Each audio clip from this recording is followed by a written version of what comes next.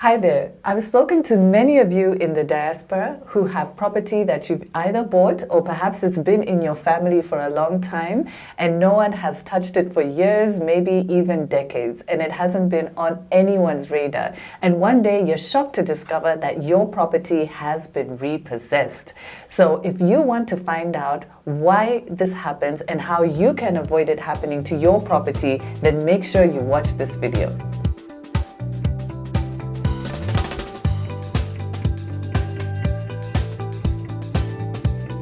My name is Natasha Chumia. I'm the CEO and founder of Diaspora Connect, and on this channel, I like to give you some information and inspiration to help you buy property back home in a safe and reliable way. So in today's video, I want to talk about if your property is in danger of being repossessed by the state and what you can do to avoid that happening. So if you like the sound of that, then give this video a thumbs up and subscribe to our YouTube channel. So this video is going to be divided into 4 parts. In part 1, I'm going to talk about what would lead the state to repossess your property.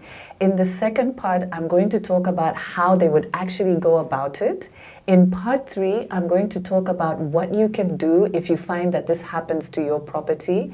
And in the last part, part 4, I'll talk about what you can do to avoid your property being repossessed. So let's get into it. So what would lead the state to repossess your land?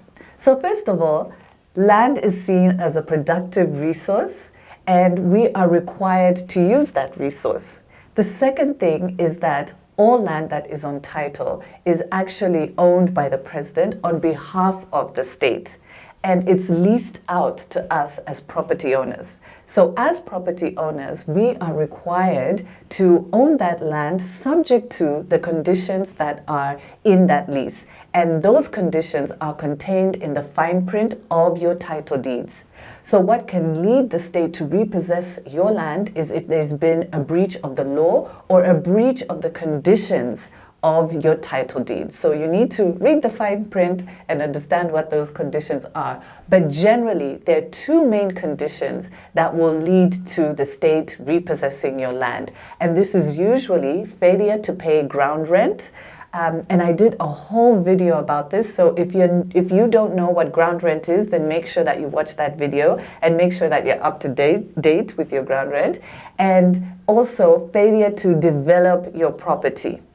So those are the 2 conditions that will usually lead the state to repossess your property, is failure to pay ground rent and failure to develop the property because it is supposed to be a productive resource. Part 2, how would the state go about repossessing your property?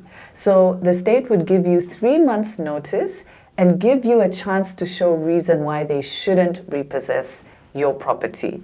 That notice would be given to you by being sent to your registered postal address or being advertised in one of the local daily newspapers. Now, if after 3 months you haven't been able to show any reason why they shouldn't repossess your property, they will go ahead and put a certificate of re-entry on your property. And re-entry is just another word for repossession. So part 3, what can you do if your land has been repossessed? Well, the first thing that you can do is appeal. So you will have the right to appeal that decision, and you have a 3-month window in which you can appeal. Now, if you don't appeal within 3 months, there are special situations where you will be allowed to appeal out of time, but you have to show really good reasons as to why you weren't able to appeal within the allocated time.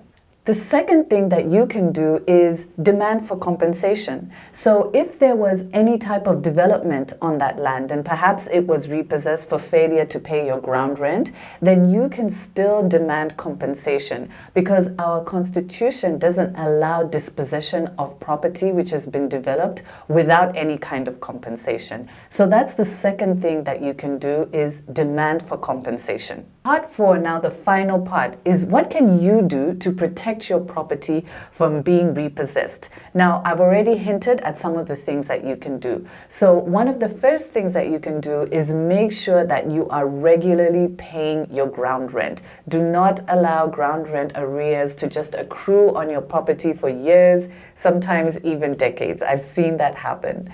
The second thing that you can do to make sure your property isn't repossessed is to actually develop it. So don't just leave it idle, don't just leave it vacant. Make sure that you actually put a structure on your property. And just for good measure, have somebody in that structure to take care of that property for you.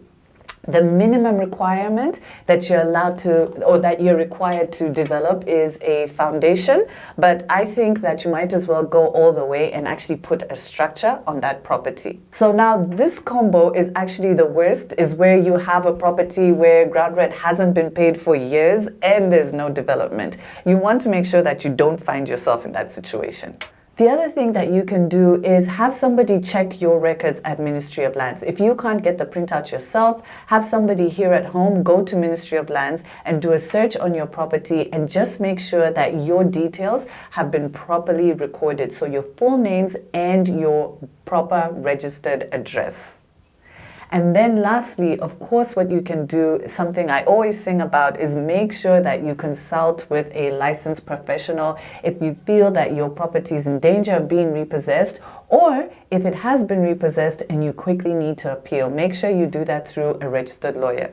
So my question of today is, do you believe that land is a productive resource and that if it's not being used, then it should be repossessed? I would love to hear your answer in the comments, so make sure that you comment below this video and give us your thoughts. I hope you enjoyed that video. If you did, please give it a thumbs up and hit that notification button. Make sure you subscribe, and please share this video with other Zambians in your community who you know are interested in property back home. Visit our website to see how we can help you buy property at home in a safe and reliable way, and connect with us on social media. We love chatting with you there. Otherwise, bye for now.